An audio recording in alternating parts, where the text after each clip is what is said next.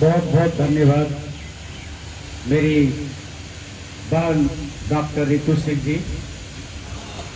एक डॉक्टर रितु सिंह थी ओबीसी से,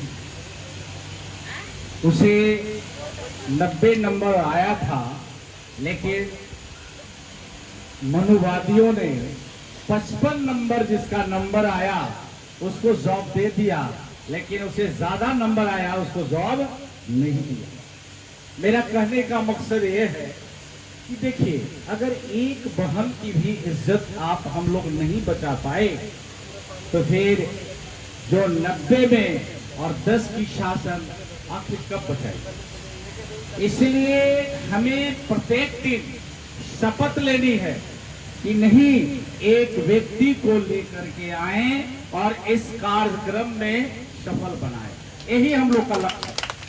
जैसे हम राजेंद्र यादव जी द्वारा या बबलू कुशवाहा जी के साथ मैं आया था और नरेला के कार्यक्रम हुआ था, उनके माध्यम से आया। आज मैं हरे राम सिंह जी को, जो जोधपुर में इनका क्रियाकलाप होता है और पीछे गोपालगंज के रहने वाले हैं, लेकिन इस विचारधारा भावना से ओतप्रोत हुए आज इस कार्यक्रम में सशक्त करने के लिए आए हुए। मैं एक ही शब्द कहूंगा, हौसले के तर्कस में कोशिश को वो तीर जिंदा रखें। हौसले के तर्कस में कोशिश का तीर जिंदा रखें।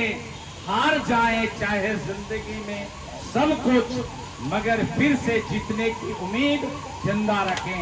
जीतने की उम्मीद जिंदा रखें, अर्थात कभी हतोत्साहित नहीं हो। और सबसे बड़ा चीज मैं यही कहूंगा कि हमें दिल्ली में हमारी जनसंख्या लगभग 80 से 85% है और 70 विधानसभा है और 250 निगम क्षेत्र है। हर क्षेत्र में अगर राज सत्ता भी अगर पाने की क्षमता है तो हम राज सत्ता बनाने की क्षमता रखते हैं। आज हमारे लोग में जागृति पैदा के साथ साथ हम अपनी बेटी, भारतीय जनता पार्टी ने कहा है बेटी बचाओ और बेटी पढ़ाओ। उन्होंने कभी बेटी नहीं बचाया है, हमेशा बेटी को बर्बाद करने का कोशिश किया है। इसलिए अब हम लोग शपथ लें कि एक भी बेटी, भारत की कोई भी बेटी किसी तरह से अपमानित हो, अपाहिज हो, किसी तरह से हम लोग 1 रुपया, मात्र 1 रुपया, हमारी आबादी 140 करोड़ है, उसमें आप 85% जोड़ लीजिए, मात्र 1 रुपया भी अगर हम लोग चंदा देंगे तो दिल्ली में आपको पर डे 1 करोड़ रुपया आएगा और 30 दिन में 30 करोड़ रुपया आएगा। 1 रुपया अगर मान लिया जाए, अगर कोई विधानसभा से आते हैं और 4 लाख की आबादी है तो 4 लाख में 3 लाख आबादी आपकी है, लेकिन वहां के लोग बहुत से ऐसे सेठ हैं जो छुपे रुस्तम है। वो मंच पे नहीं आना चाहते हैं, मंच पे शेयर नहीं करना चाहते हैं, लेकिन अंदर से आपका धन से साथ देना चाहते हैं। हम लोग वैसे लोग को भी कोशिश करना चाहिए। एक और मैं व्यक्तिगत तौर पर कांसीराम जी का एक शब्द याद आ गया। जब 1984 में इलेक्शन लड़े थे तो हम लोग शेड्यूल ट्राइब के नाम पर IAS IPS ऑफिसर बन जाते हैं, लेकिन अपने लोग उनके पास काम करने के लिए लोग जाते हैं तो हम लोग को सहयोग नहीं मिलता है, जिसका परिणाम है हमारी बेटी और बहनें उतनी सफलता नहीं मिल पाती है। तो कांसीराम जी, क्योंकि हम लोग उसी प्रोडक्ट हैं, अंदर की चीज मैं नहीं बताऊंगा ज्यादा, लेकिन प्रोडक्ट वहां से ही हूं। उन्होंने एक शब्द कहा था 84 में कि अपने लोगों को सिस्टमेटिक, जैसे कहा जाता है, शिक्षित बने, संघर्ष करें और लड़े नहीं।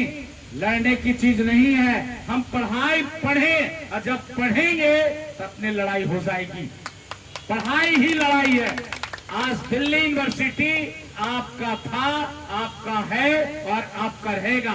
हमारा नाम लेकर के सब लोग ऊपर चले जाते हैं और जब ऊपर चले जाते हैं तो हम लोग को छोड़ के चले जाते हैं। इसलिए उन लोगों से थोड़ा सा सावधान रहने की जरूरत है। उन लोगों से हम लोग परखने की जरूरत है। महामानव गौतम बुद्ध ने कहा था कि 10 किताबों में लिखा हुआ है तब भी बात मत मान लीजिए, 10 व्यक्ति बात कहते हैं तब भी बात मत मानिए। अपने दिल और दिमाग रूपी कसौटी पर तौल के देखिए, जो समाज के लिए, जो राष्ट्र के लिए हितकर है वही काम करेंगे, अन्यथा आम कामों को छोड़ देंगे।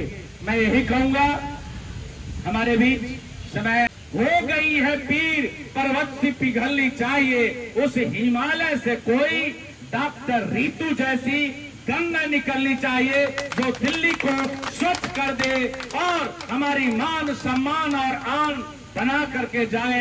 मैं इन्हीं चंद शब्दों के साथ अपनी वाणी को विराम देता हूं। जय भीम, जय भारत, जय संविधान।